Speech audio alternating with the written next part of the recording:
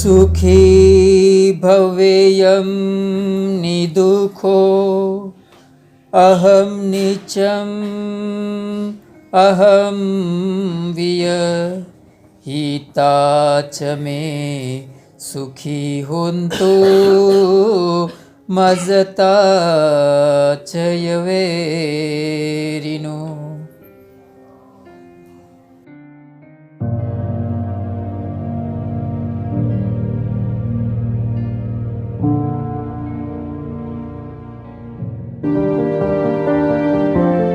To accelerate the wheel of Dhamma, subscribe the channel and press the bell icon. भगवान तथागत सम्यक संबुद्ध को तीवार अभिवादन। Bodhisattva Bharat Ratna doctor बाबा साहब भीमराव आम्बेडकर की धम्म क्रांति को मेरा जीवन समर्पित है। यहाँ उपस्थित हमारे गुरुवर्य पूज्य भदंत प्रज्ञा बोधि जी, जिनके चरणों में सादर प्रणाम वंदन। उपस्थित गुरु भाई एवं सभी श्रद्धावान उपासक एवं उपासिकाएं। तो तथागत के शासन में बहुत सारे रतन हो गए।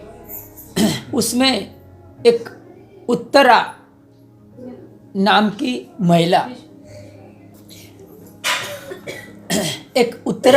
महिला, बहुत धनवान श्रेष्ठी घराने से थी। जब उसकी शादी हो जाती है, उसको ब्याह करके उसे ससुराल भेजा जाता है। स्वभाव से वो महिला भगवान तथागत सम्यक संबुद्ध के प्रति बड़ी ही श्रद्धावान थी। तो ससुराल जाने के बाद वो भगवान बुद्ध और उनके संघ के प्रति वो बहुत श्रद्धावान होने के कारण उनकी आगता सागता सत्कार के लिए वो हमेशा तत्पर रहती थी। क्योंकि वो बहुत श्रेष्ठी घराने से थी और उनका जो पति था वो भी श्रेष्ठी घराने से था। तो होता यह है कि भगवान बुद्ध को, उनके संघ को, उनके आदर सत्कार के लिए उसको पर्याप्त मात्रा में समय नहीं मिलता था। उत्तरा को, उसका नाम उत्तरा था, उनको पर्याप्त समय नहीं मिलता था। वो भगवान बुद्ध को के प्रति अच्छी तरह से ध्यान नहीं रख पाती थी, उसके संघ को अच्छी तरह से समय नहीं दे पाती थी। उनको समय नहीं मिलता था क्योंकि घर गृहस्थी में वो जुड़ी थी। तो अपने पिता से बात करती है कि मेरा भगवान बुद्ध के प्रति और उनके संघ के प्रति मैं कार्य में व्यस्त रहती हूँ, तो मैं समय नहीं दे पाती। तो उसका पिता उनके लिए एक दासी को भेजता है और उनको कहता है कि तू इस दासी को अपने पति की सेवा में लगा दे। और वो दासी थी एक गणिका, उसको अपने पति की सेवा में लगा देती है। बड़ा ही पेचीदा विषय है ये, देखिए। तो वो उसका पति को सौंप देती है वो दासी, और वो दासी उसकी पति की सेवा में लगी रहती है। और दूसरी तरफ उत्तरा भगवान बुद्ध और उसके संघ की सेवा में अपना ज़्यादा से ज़्यादा समय देने लगती है। आज की दुनिया में कोई औरत ऐसा नहीं कर सकती, लेकिन भगवान बुद्ध के शासन में ऐसा हुआ और उत्तरा उनको दासी और उसके पति के साथ वो खुश रहने लगी। अभी होता यह है कि जो औरत थी, दासी के रूप में आई थी, उसको अच्छी तरह से पैसा मिलने लगा, वो सुखी रहने लगी और उसके दिन बदल गए। तो हमेशा होता यह है इंसान के साथ कि जब भी खुशी जीवन में आती है, जब भी धन आता है, तो वो एक प्रकार का अहंकार से गिर जाता है। उसके मन में एक प्रकार का अहंकार पैदा होता है। तो वो जो दासी थी गणिका, उसके मन में भी एक प्रकार का अहंकार पैदा हुआ। उसे लगने लगा कि मैं इस घर की मालकिन हूँ, और जो उत्तरा है वो एक सामान्य है, उसका कोई मूल्य नहीं है। उसके मन में इस तरह की भावना पैदा हुई। तो एक बार वो बड़े ही उसको द्वेष पैदा होता है उत्तरा के प्रति उसके मन में, और द्वेष धीरे धीरे बढ़ता रहता है। याद रखिएगा, हमारा जो 3 प्रकार का जो कर्म बताया है भगवान बुद्ध ने, उसमें जो मानसिक कर्म होता है वो सबसे महत्वपूर्ण होता है। मानसिक कर्म धीरे धीरे परिपक्व होता है और वो वाणी के ऊपर उतरता है। अगर हमारे मानस पर एक अच्छा विचार जन्म लेता है तो वो परिपक्व होते होते इंसान की वाणी के ऊपर उतरता है। तो 2 शब्द वो स्तुति का बोलता है, 2 शब्द वो प्रशंसा का बोलता है, 2 शब्द वो मिश्री जैसा बोलता है। अगर हमारे मानस के तौर पर एक बुरा विचार जन्म लेता है तो बुरा विचार परिपक्व होता है, धीरे धीरे वो परिपक्व होकर वो जबान के ऊपर आता है, वो गाली के रूप में निकलता है, वो अपशब्द के रूप में निकलता है, वो चुभ जाने वाला शब्द के रूप में निकलता है। ये मानस के तौर पर जन्मा हुआ विचार है। वाणी के तौर पर उतरने के बाद एक अच्छा विचार है, वो परिपक्व होकर शरीर के तौर पर उतरता है। इंसान कुछ अच्छा काम करता है, किसी को दान धर्म करता है, किसी के प्रति अच्छी प्रेरणा से वो पेश आता है। एक अच्छा विचार ही है। एक बुरा विचार अगर उत्पन्न होता है मानस के तौर पर तो परिपक्व होकर, वाणी से परिपक्व होकर वो शरीर पर उतरेगा और लोगों की हानि कर सकता है। दुनिया में जितने लोग जेल में आपको मिलेंगे, जितने भी बुरे लोग हैं जेल में है, या तो दुनिया में जितना भी बुरा काम हो रहा है उसका जो उद्गम स्थान है वो मानस में होता है। अगर मानस से ही किसी भी विचार का दमन किया जाए तो वो विचार वाणी पर या शरीर पर नहीं उतरेगा। तो जो उत्तरा थी, उनकी दासी गणिका थी, उसके मन में द्वेष का जो विचार जन्मते थे वो परिपक्व होते होते उसकी वाणी पर उतरे, वाणी पर से भी परिपक्व होकर उसके शरीर पर उतरे। और एक बार उसने क्या किया, बड़ा ही घिनौना काम किया उसने। वो रसोई बनाते बनाते जो गर्म तेल होता है, वो गर्म तेल वो उत्तरा के ऊपर फेंकती है, और गर्म तेल जो उबलता हुआ तेल उत्तरा के शरीर पर पड़ता है तो उत्तरा को क्या होता है, बहुत समझने जैसा है। उसके ऊपर शरीर पर तेल गिरकर उसे कोई हानि नहीं पहुंचाता है। वो तेल उसके शरीर से एक जैसे कि फूलों की पत्तियों की भांति वो तेल नीचे गिर जाता है। क्यों ऐसा हुआ, इसके पीछे का क्या कारण था? तो उसके पीछे का जो कारण था वो बहुत ही महत्वपूर्ण कारण था। वो कारण हम सबको वो कारण की भावना करनी चाहिए। तो वो कारण था मैत्री भावना का। मित्ता भावना से जो उत्तरा थी वो सरोबोर थी। उसका मन, उसका चित्त, उसकी वाणी मैत्री से परिपूर्ण थी। उसके मन में लेश मात्र भी द्वेष नहीं था। उस कारण से वो उत्तरा को तेल हानि नहीं पहुंचा सका। भगवान बुद्ध ने मित्ता भावना की बहुत बात किया है, याद रखिएगा। भगवान बुद्ध का जो धम्म है वो 2 पटरियों पर चलता है। हम सब ध्यान से अच्छी तरह से वाकिफ हैं। आनापान सती और विपस्सना से हम अच्छी तरह से वाकिफ हैं और मित्ता भावना से भी वाकिफ है। ये 2 पटरी पर भगवान बुद्ध के धम्म की गाड़ी चलती है। अगर ये 2 पटरी को, दो पहिए को नष्ट किया जाए तो भगवान बुद्ध का, धम्म का कोई मूल्य नहीं है। तो जो मेत्ता भावना है, जिसे हम कहते हैं मेत्ता, करुणा, मुदिता, उपेक्षा, मैत्री, करुणा, मुदिता, उपेक्षा। हमने आर्ट ऑफ लिविंग की बात सुना है ना? आर्ट ऑफ लिविंग जिसे कहते हैं, जिसे जीवन जीने की कला कहते हैं। जीवन जीने की कला के बारे में हम बहुत सुना है।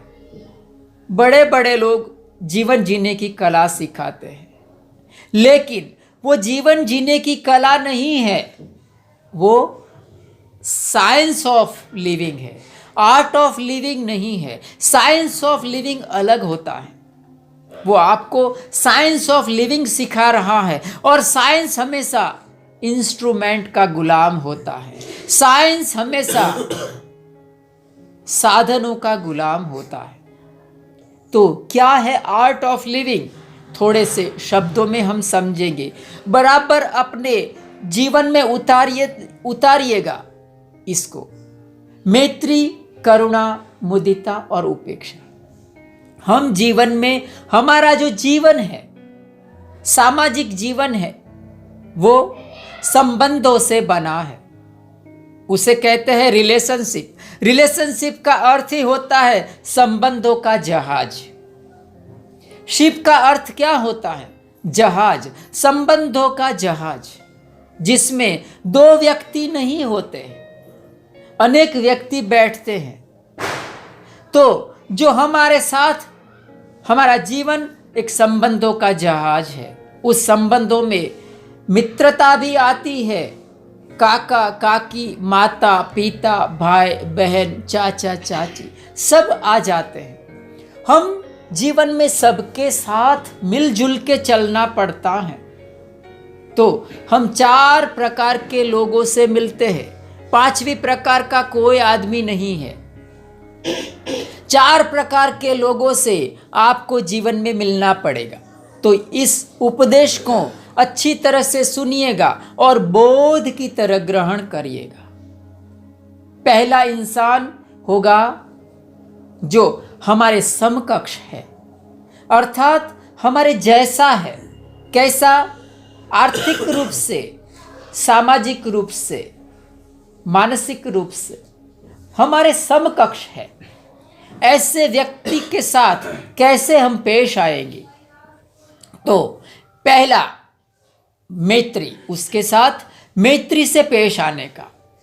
जो मेत्ता भावना का जो धागा है, उसके अंदर 4 मोती परोए हुए हैं। मैत्री, करुणा, मुदिता, उपेक्षा। याद रखिएगा, मैत्री का अर्थ मित्रता नहीं होता है। तो जो हमारे समकक्ष है, हमारे जैसा है, हमारे जितना सुखी है, उसके साथ मित्रता से पेश आने का। उसके साथ आप मित्रता कर सकते हैं, उसके साथ आप घनिष्ठ संबंध बना सकते हैं, उसके साथ प्रेम संबंध संभावना है, उसके साथ शादी ब्याह की संभावना है। ये पहला मोती है मेत्ता भावना का धागे का। दूसरा मोती है मेत्ता करुणा। दूसरा मोती है करुणा का। दूसरा व्यक्ति से आप मिलेंगे जीवन में जो हमारे समकक्ष नहीं है, हमसे उतरती कक्षा का है। गरीब हो सकता है, कोई अल्प बुद्धि हो सकता है, पागल बुद्धि हो सकता है, मंद बुद्धि हो सकता है, कोई गरीब बीमार हो सकता है। उसको कहते हैं हमसे नीची कक्षा का। तो उसके साथ करुणा से पेश आइएगा। उसके साथ मित्रता मत करिएगा, क्योंकि अगर उसके साथ आप मित्रता करेंगे तो आपको ज़्यादा भोग देना पड़ेगा। तो एक तरफ आपके अंदर गुरुता का भाव पैदा होगा, सुपेरियरिटी कॉम्प्लेक्स पैदा होगी। दूसरी तरफ उसके मन में इन्फ्योरिटी कॉम्प्लेक्स पैदा होगा। तो हमेशा मित्रता समकक्ष के साथ ही संभव है, और जो हमसे उतरती कक्षा का है उसके साथ करुणा का भाव रखिएगा। उसके साथ उसको जब भी मदद करना है तो अप्रत्यक्ष रूप से उसकी मदद करना, करुणा से उसके साथ पेश आना, ये जीवन जीने का एक तरीका। तीसरा मोती है मित्रता भावना के धागे के अंदर पिरोया हुआ, जिसको कहते हैं मुदिता। मुदिता पारिभाषिक शब्द है पाली भाषा का। मुदिता का अर्थ होता है प्रसन्नता। हमसे कोई लोग ऊंची कक्षा के होते हैं, जो हमसे ज़्यादा धनी होते हैं, हमसे ज़्यादा सुखी होते हैं, हमसे ज़्यादा परिपक्व होते हैं, आर्थिक रूप से, सामाजिक रूप से और मानसिक रूप से। तो उसके साथ हम मुदिता से पेश आते हैं, अर्थात उसके साथ प्रसन्नता रखना कि ये इंसान कितना पुण्य पारमी वाला है, ये इंसान ने अपने जीवन में कितना पुण्य किया होगा। बहुत पापड़ बेलने पड़ते हैं धनी बनने के लिए। एक गृहस्थ अच्छी तरह से ये बात को समझता है, तो उसके प्रति मैत्री से पेश आइएगा कि आदमी धनी है तो उसने बहुत मेहनत किया होगा, उसकी पुण्य पारमी होगी, तो अच्छा है। इस तरह से उसके प्रति मुदिता की भावना का अभ्यास करना। चौथा मोती है मित्रता भावना का धागे का, उसका नाम है उपेक्षा। ये तीनों मोती से थोड़ा हटके है और ये अच्छी तरह से भावित करिएगा। उपेक्षा किसके साथ रखेंगे हम? ये संसार बहुत रंगों से परिपूर्ण है, मेघधनुष जैसा है ये संसार। उसमें एक रंग बुराई का भी है। बुरे लोग भी आपको जीवन में मिलेंगे, जो दुराचारी है, ईर्ष्यालु है, हिंसावादी है, असत्य वचन बोलते हैं, व्याभिचारी है, नशा पता करते हैं। ऐसे लोगों के साथ कैसे हमें पेश आना चाहिए? तो ये जो मित्रता भावना का चौथा मोती उपेक्षा, याद रखिएगा। उसकी प्रत्यय उपेक्षा करने का, उपेक्षा अर्थात उसको नज़रअंदाज करने का। उसके सामने मत देखिएगा, अगर वो सामने से आता है तो रास्ता क्रॉस कर जाने का, ये उपेक्षा उसके प्रति रखिएगा। लेकिन उपेक्षा रखने के बावजूद भी उसके प्रति द्वेष, नफरत या तो हिंसात्मक भाव मन में पैदा नहीं करना। अगर ऐसा हुआ तो मित्रता भावना वहां खत्म हो जाएगी। तो उसके प्रति भी मित्रता भावना तो है, लेकिन उपेक्षित रहना, उसको नज़रअंदाज करना।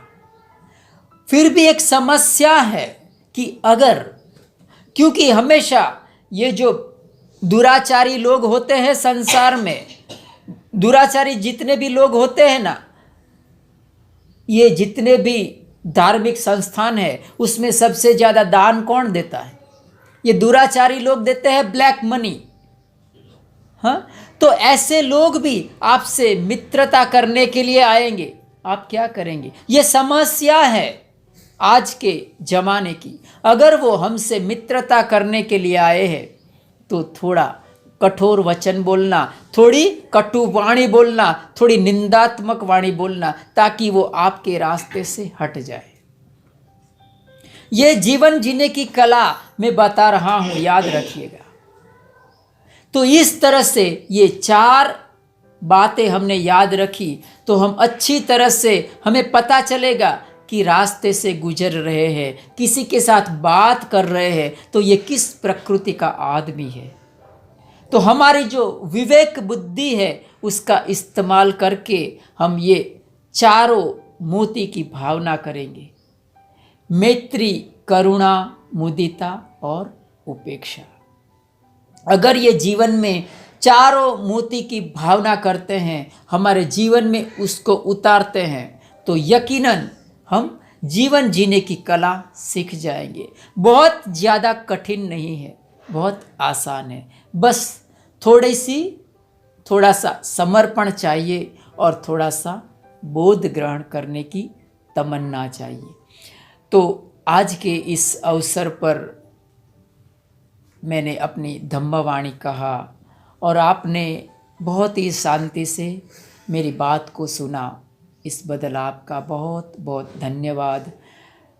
इसके साथ मैं अपनी धम्मवाणी का समापन करता हूँ। बोलिए साधु साधु साधु साधु साधु। बुद्धं Namami धम्मं Namami संघं Namami. Will of Dhamma is dedicated to pay back to society.